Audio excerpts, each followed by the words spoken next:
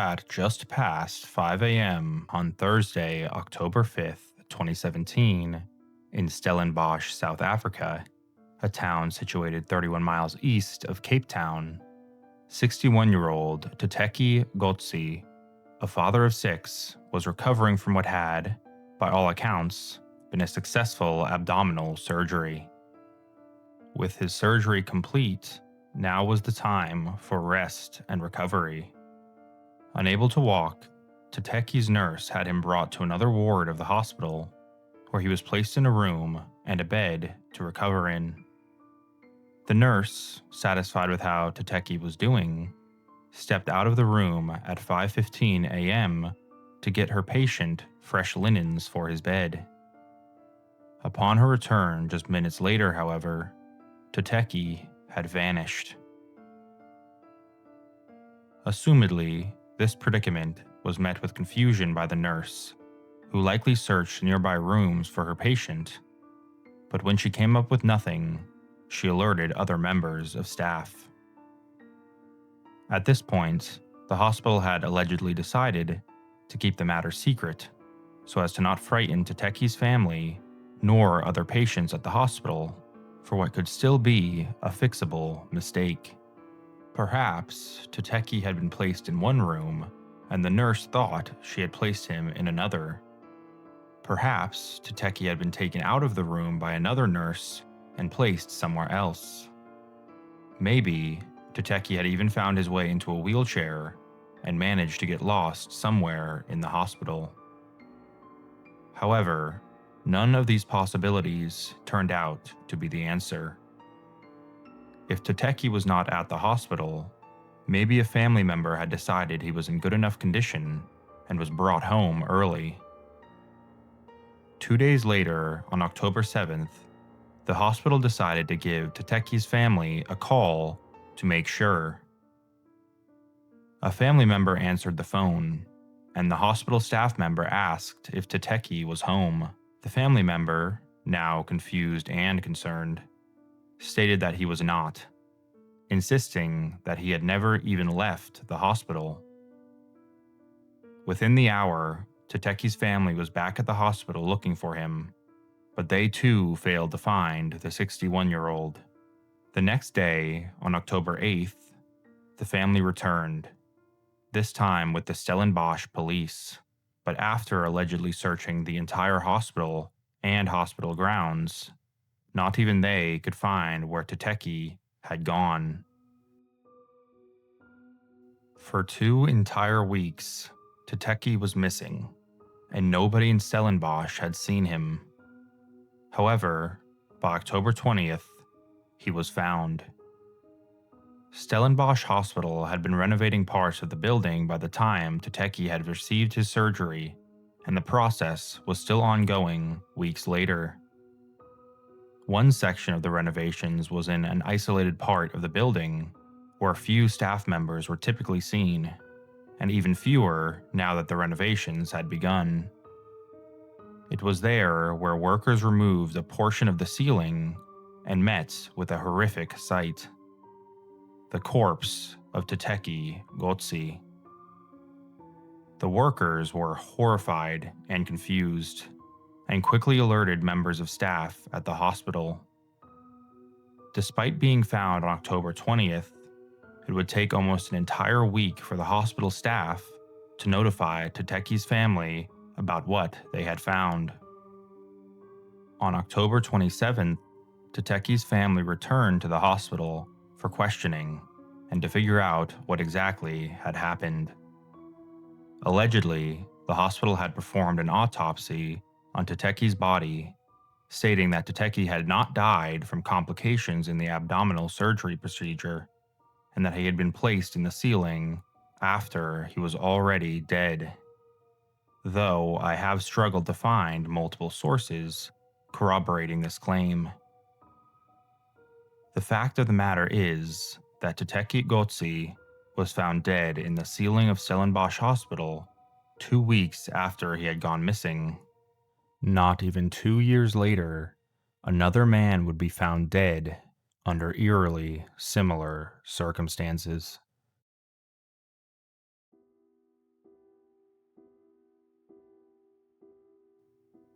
On May 10, 2019, in Durban, South Africa, 53-year-old construction worker Sandile Sibiya was rushed to the Mahatma Gandhi Memorial Hospital after a wall collapsed on him, breaking his right femur. With such a serious injury, doctors at the hospital decided it would be best to transfer Sandile to the nearby Addington Hospital for specialist care. While Sandile awaited his transfer, he, just like Tekki before him, vanished. Security staff immediately began to thoroughly search the hospital grounds, but came up with nothing, forcing them to alert the Durban Police Department that a patient had gone missing. Over a week later, newly appointed KZN Health MEC, Nomagugu Simelane Zulu, noticed a horrible stench that was only growing worse as the days went on. Eventually, she traced the smell to a hospital storeroom. Upon opening the door, she could clearly see fluid dripping from the ceiling. When the ceiling was removed to see where the fluid was coming from, the source of both the fluid and the stench was identified as the rotting corpse of Sandile Sibiya.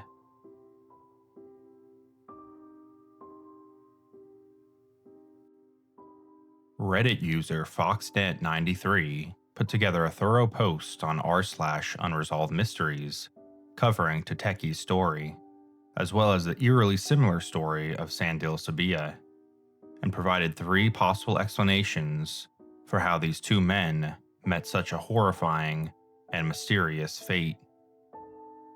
I will read these theories and provide my own thoughts at the end.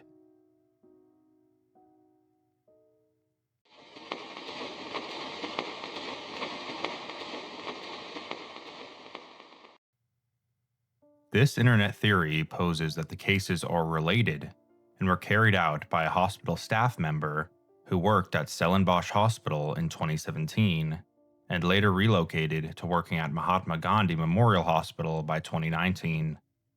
This theory is largely based off of the strange similarities between the two cases, where despite occurring at 2 different hospitals, resulted in an older adult male unable to walk at the time found in a place that would have been difficult for him to access.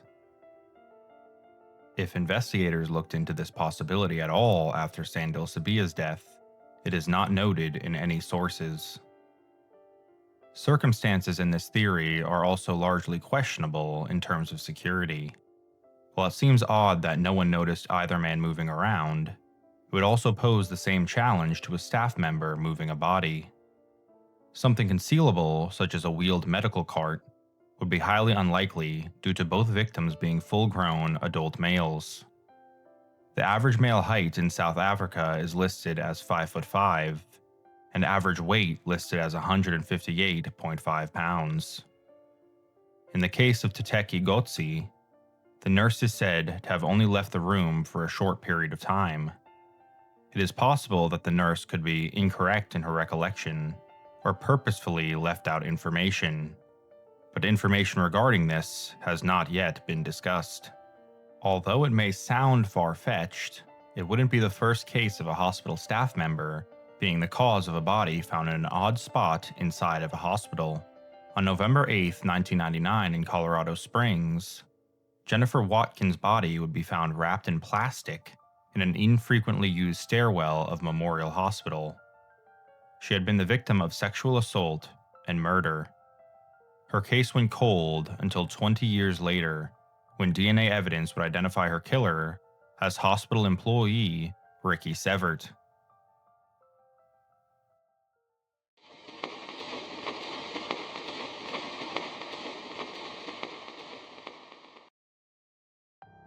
Clinical guidelines in South Africa point to the likely possibility of opioids being used for pain management.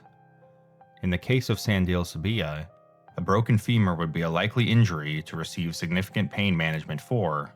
Non-injectable opioids available for pain management in South Africa are as follows: buprenorphine, fentanyl, hydromorphine, morphine, and oxycodone.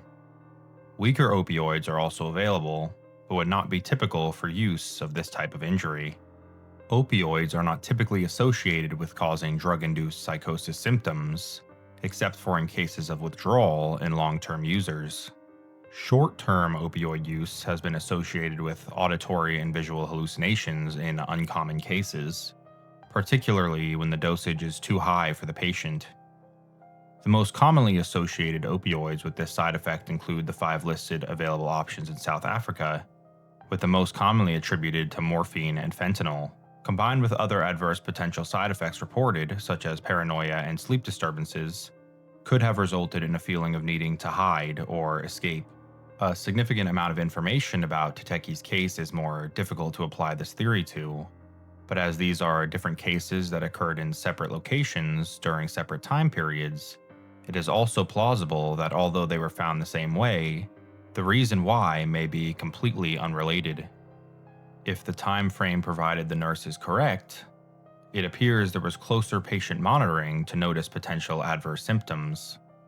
It is unknown what Tetetteke's exact abdominal surgery he was admitted for was, thus medication aftercare could be different depending on the procedure.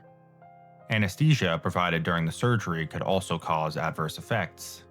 Anesthesia carries the risk of postoperative delirium, a neurocognitive syndrome with associated potential symptoms of hyperactivity, disturbances in awareness and cognition, disorganized thoughts, and an altered level of consciousness.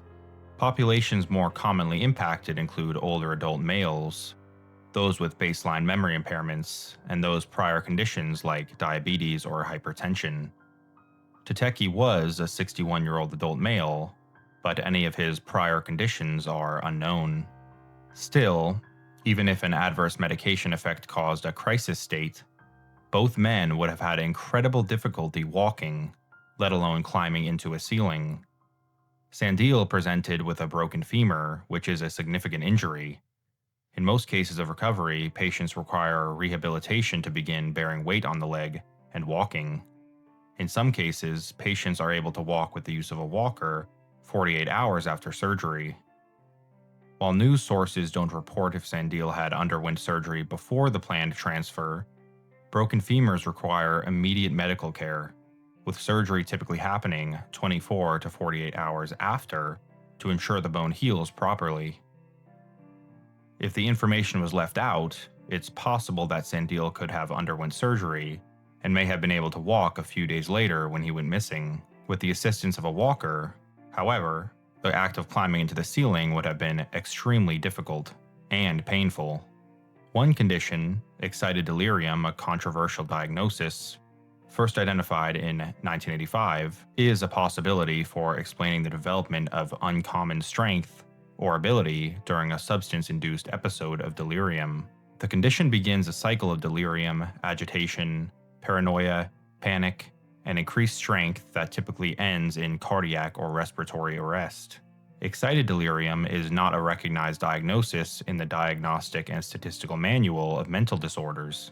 Moreover, this suggested condition typically occurs from the use of stimulants, such as with users of cocaine or methamphetamine. There are also no reports of either men exhibiting aggression or shouting, common symptoms associated with excited delirium.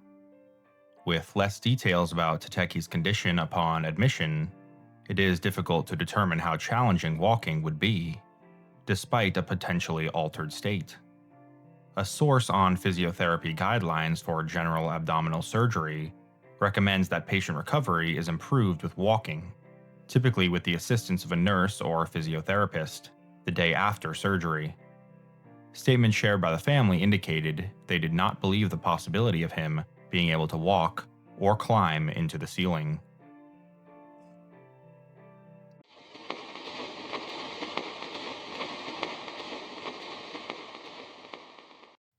This theory is posed for discussion specific to Sandile Sibiya's case.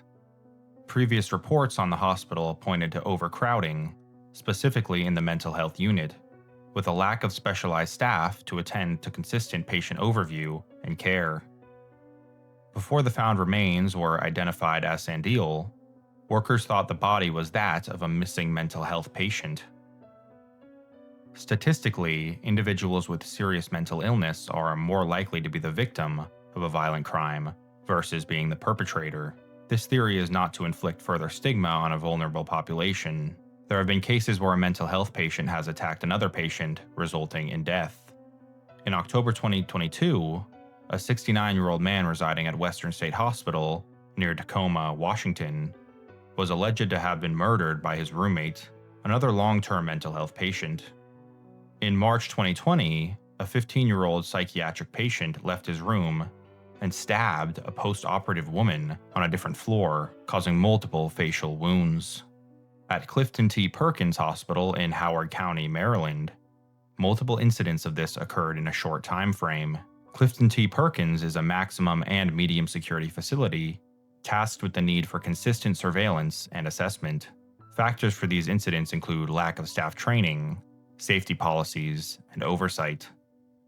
While Mahatma Gandhi Memorial Hospital is not a forensic or high-security psychiatric facility, it did have space to treat patients with mental illness, and reportedly had more patients than resources. This, combined with the issues in security, leave potential for similar incidents to occur. In the previous incidents mentioned, the victim was found right away. There were no attempts made to conceal the body, unlike Sandile's case of being found 2 weeks later. It is also unknown if psychiatric patients had access to other units of the hospital.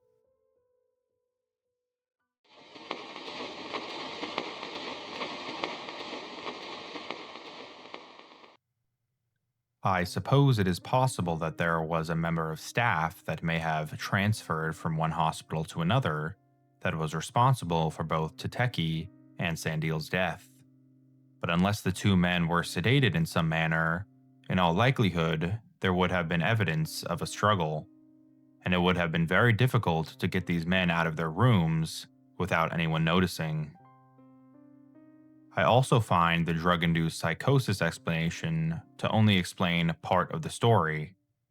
Perhaps it is possible that both men experienced this psychosis and unnatural strength, allowing them to move despite their injuries and hide out of fear. But how would they have done so without anyone noticing? Another patient attacking the two men would of course also have been extremely unlikely to have gone unnoticed during the attack, and after the attack, the perpetrator would have had tremendous difficulty lugging around the two men's bodies and stuffing them into a ceiling. Of the three theories offered by Foxnet 93, none of them are satisfying enough to be plausible. However, there is a fourth theory that I believe is by far the most convincing. In the comments of Foxnet 93's post, user True Crime Addict made an intriguing observation.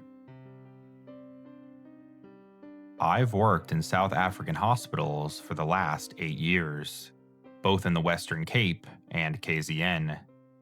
I would say the most likely situation is that the patients died due to medical negligence, and the staff responsible hid the bodies to avoid the consequences.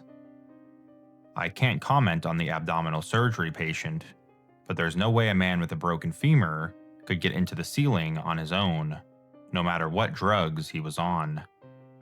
I would like to know more about the exact areas of the hospitals where the patients were found. In South African hospitals, staff have key cards that have their name, job position, and photo printed on them. The cards are used to access areas prohibited to the public. If the patients were found in one of these areas, it suggests staff involvement.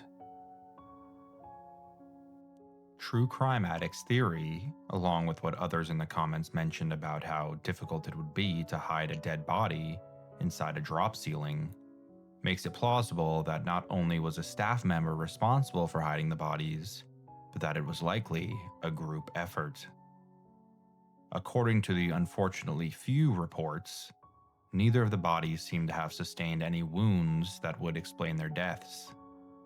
What seems the most likely theory to me is that Teteteke did not die during surgery, but suffered from something such as undetected internal bleeding, infection, or a medication error due to negligence. Sandile's femur needed urgent medical attention, and his transfer to the Addington Hospital did not come soon enough, leading to his death. When both men were found to have died, and the hospital staff members were responsible, they concocted a plan. They hid the bodies in not only remote areas of the hospital, but the ceilings of these areas. They must have known that sooner or later, the bodies would be found, but it bought them enough time to get their stories straight and keep both incidents under wraps. Of course, all of this is alleged, and only comes from information on short news articles, some of which may be inaccurate. But whatever the case is, it is clear from the lack of follow-up articles that the families of both Teteteke Gqotsi and Sandile Sibiya have not received an explanation from the Stellenbosch Hospital or Mahatma Gandhi Memorial Hospital, but I do sincerely hope one day they finally get one.